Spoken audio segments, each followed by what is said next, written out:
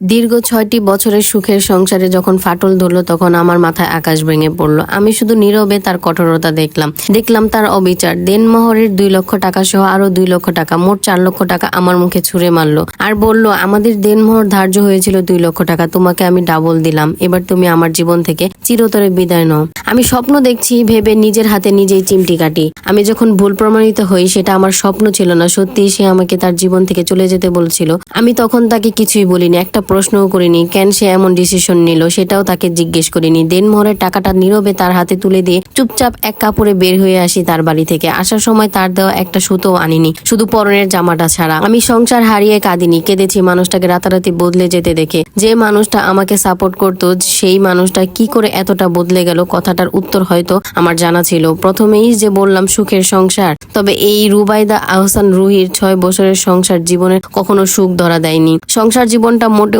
আমার জন্য সুখের ছিল না। বিয়ের পর কিছুদিন আমি সুখে থাকলেও তারপর সংগ্রাম করে ৬ বছর অতিবাহিত করেছি। আমার হাজবেন্ড রফিক ছিল প্রবাসী। বিয়ের ২ মাস না পেরোতে সে দূর প্রবাসে চলে যায়। তারপর থেকে শুরু হয় আমার শাশুড়ির অত্যাচার। সে দিনে ১০০০টা কাজ আমাকে দিয়ে করাতো। কাজের সাথে অবশ্য আমি আগে থেকে অভ্যস্ত ছিলাম। বাড়িতে যে সৎমা ছিল তাই বিয়ের আগেও আমি গাদার খাটুনি খাটতে হয়েছে, উঠতে বসতে নানান কটু কথা শুনতে হয়েছে। সবকিছু আমি চুপচাপ সহ্য করে নিয়েছি। আমার স্বামীর মুখের দিকে তাকিয়ে সে আমাকে বলতো, একটু কষ্ট করে আমি তোমার সব কষ্ট দূর করে দেব। মুখের মিষ্টি কথায় সে আমাকে ভুলিয়ে রাখতো। আমিও তাকে অন্ধের মতো বিশ্বাস করতাম। অন্ধকার চারপাশ, রাত বাজে ১০টা। আমি রাস্তার পাশে বসে নিজের নিয়তিকে ধিক্কার জানাচ্ছি। কারো কাছে সাহায্য চাইতে পারিনি, কার কাছে বা সাহায্য চাইতাম। এই দুনিয়ায় আপন বলতে আমার কেউ নেই। বাবা মারা যাওয়ার পর বাবার বাড়িতে আর যাওয়া হয়নি। আজ কিভাবে যাব, গিয়ে বা কি বলবো, কোন মুখেই বা তাদের সামনে গিয়ে দাঁড়াবো। খুব গর্ব করে সবাইকে বলতাম, আমার স্বামীর মতো ভালো মানুষ আর দুটো নেই। পুরো দুনিয়া আমার বিপক্ষে থাকলেও রফিক সবসময় আমার পক্ষে থাকবে। তবে রফিক আজ আমাকে ভুল প্রমাণ করলো।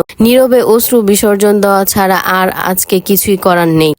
রাত বাড়ার সাথে সাথে আমার মনের ভয়ও জেগে বসতে শুরু করছে। আমি একা একটা মেয়ে রাস্তার গাছের নিচে বসে আছি। কেউ কেউ আমার দিকে তাকাচ্ছে লোভাতুর দৃষ্টিতে, চোখে মুখে তাদের কামুকতা ফুটে উঠছে। ঘৃণায় আমার গা গুলিয়ে আসছে। মনে মনেই নিজেকে প্রশ্ন করছি, কি এমন পাপ করেছি আমি যার দরুন আজ আমাকে এই দিনটা দেখতে হচ্ছে। সারাদিন প্রচুর পরিশ্রম করায় ক্লান্তিতে চোখ দুটো বুজে আসছে। আমার মাথাটাও কেমন ঝিমঝিম করছে। চোখ বুঝতেই ঘুমেরা এসে হানা দিল আমার চোখে।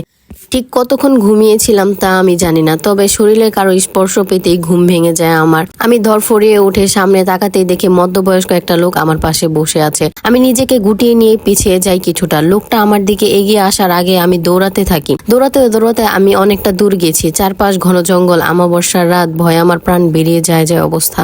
আমি হাঁপাতে বসলাম একটা গাছের নিচে। চোখ বন্ধ করে জোরে জোরে শ্বাস নিলাম কিছুক্ষণ। যতদূর দেখা যায়নি নিশুতি কালো অন্ধকারে ঘেরা। আমি ফোনের ফ্ল্যাশ জ্বালিয়ে চারপাশটা ভালোভাবে পর্যবেক্ষণ করি। চোখ বন্ধ করে আমি নিজের মুখটা স্মরণ করে নিজেই নিজেকে সান্ত্বনা দিই। ভয় পাস না রোহি, তোর এই দুনিয়ায় কেউ নেই। তোকে শক্ত হতে হবে। তুই প্লিজ ভেঙে পড়িস না। সামনে যে তোর আরো বিপদ অপেক্ষা করছে। এখন এভাবে ভেঙে পড়লে সামনে এগোবি কিভাবে? নিজেকে নিজে সান্ত্বনা দিলেও আমার মন শান্ত হয়নি। অস্থিরতা কাটেনি ভেতর থেকে। ঘন জঙ্গলের জীবজন্তুর ভয় আমাকে কাবু করতে পারেনি, কেননা মানুষরূপী জানোয়ারের সামনে জঙ্গলের ভয়ঙ্কর জন্তু অতি তুচ্ছ। রাতটা আমার সেভাবেই কেটে যায়। ধরনীর বুকে নতুন ভোরের সূচনা হয়েছে খানিকক্ষণ আগেই, তবে আমার সময় থমকে আছে। কালকে সকালেও কত হাসি খুশি ছিলাম আমি, তবে আজকে কঠিন বাস্তবতা আমাকে নিস্তব্ধ করে দিয়েছে। আমি গাছে হেলান দিয়ে কল্পনা করলাম 2 দিন আগের ঘটনা। 2 দিন আগে সন্ধ্যার সময় কালবৈশাখীর ঝড় শুরু হয়। গাছপালা উলটপালট করেছিল রুবাইদা আহসান রুহির নামক মেয়েটার জীবন। ঘরের দরজা বেরিয়ে আমি তখন শুয়েছিলাম আমার ক্লান্ত শরীর নিয়ে। এমন সময় হুড়মুড় করে ঘরে ঢুকে পড়লো আমার একমাত্র দেবন রাফসান। আমি হতভম্ব হয়ে তাকিয়েছিলাম রাফসানের দিকে। রাফসান বসে পড়লো আমার পাশে। প্রথমে আমার কাছে মাপ চাইলো, তারপর মধুর মধুর কথা বলে বেশ খানিকটা সময় অতিবাহিত করলো। আমার মনে খটকা ঠিকই লেগেছিল, তবে আমি তা প্রকাশ করলাম না। রাফসানের সাথে আমার সম্পর্ক তেমন ভালো না। দুজনের মাঝেই ঝামেলা হয়েছিল বেশ কিছুদিন আগে। তারপর থেকেই দুজন দুজনকে দেখতে পারি না। কথা বলতে বলতে হঠাৎ করে রাফসান গা থেকে শার্ট খুলে ফেলে হাত দিয়ে এলোমেলো করে দেয় আমার পরিপাটি চুলগুলো। বুক থেকে টান দিয়ে ওড়না ফেলে দেয়। তারপর রাফসান আমার দিকে কিছুটা ঝুঁকে পড়ে। এবার আমার প্রতিশোধ নেওয়ার সময় হয়েছে। আমি কিছু বুঝে ওঠার আগে দরজা খুলে ঘরে হুড়মুড় করে আমার শাশুড়ি আমার পাড়া প্রতিবেশীরা ঢুকে পড়ে। আমার শাশুড়ির ফোড়ন কেটে বলতে শুরু করে, ছি ছি, এ কি কাণ্ড, আমি এ কি দেখছি? বৌমা তুমি এতটা নিচু হয়ে গেছো। আমি পাশ থেকে উন্নাটা ভালোভাবে জড়িয়ে নেই নিজের সাথে। মুহূর্তেই পরিবেশটা পাল্টে যায়। সবাই মিলে আমার চরিত্রে কলঙ্কের কালি লাগায়, নানা রকম কুৎসিত কথা তারা আমাকে নিয়ে বলে। রাফসানের মুখে তখন বিজয়ের হাসি।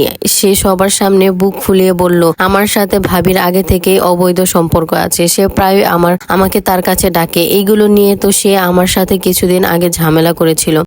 সবাই আমার দিকে অভিযোগের তীর ছুড়ে দিল। লজ্জা ঘৃণা আমি মাথাটা নিচু করে রাখি। আমার স্বামীর কানে কিছুক্ষণ পরে কথাটা তুলে দেওয়া হলো। সে আমাকে কিছু বলল না। আমার শ্বশুর শাশুড়ির সাথে কথা বলে ফোন রেখে দিল। পরবর্তীতে আর আমার সাথে কোনো কথাই বলল না সে। গতকাল সকালে শাশুড়ির কাছ থেকে জানতে পারলাম রফিক দেশে আসতেছে। আমি তখন খুশিতে আত্মহারা। খুশি মনে নিজের মনের মতো করে ঘর গোছালাম। বিকেলের দিকে সে বাড়িতে আসলো, অথচ আমাকে একটিবারের জন্য নিজের কাছে ডাকলো না। সাথে সাথে মনটা আমার কালো মেঘে ছেয়ে গেল। সে তার বাবা মার সাথেই সময় কাটালো। সন্ধ্যের পর সে ঘরে আসলো। আমি একরাশ অভিমান নিয়ে তার থেকে মুখ ফিরিয়ে রাখলাম। সে কোনো কিছুই না বলে আমার মুখের ওপর টাকা ছুড়ে দিয়ে আমাকে তার জীবন থেকে চলে যেতে বলল। আমি তখন অশ্রুসিক্ত নয়নে তার কঠোর মুখ প্রাণে চেয়ে রইলাম। এর বাইরে আমার আর কিছুই করার ছিল না। আর আমিও চলে এলাম, নিজের অনিশ্চিত জীবনের দিকে এগিয়ে গেলাম। সামনে আমার জন্য কি অপেক্ষা করছে তা আমি জানি না, তবে এতটুকু ঠিকই আমি জানি আমাকে ঘুরে দাঁড়াতে হবে।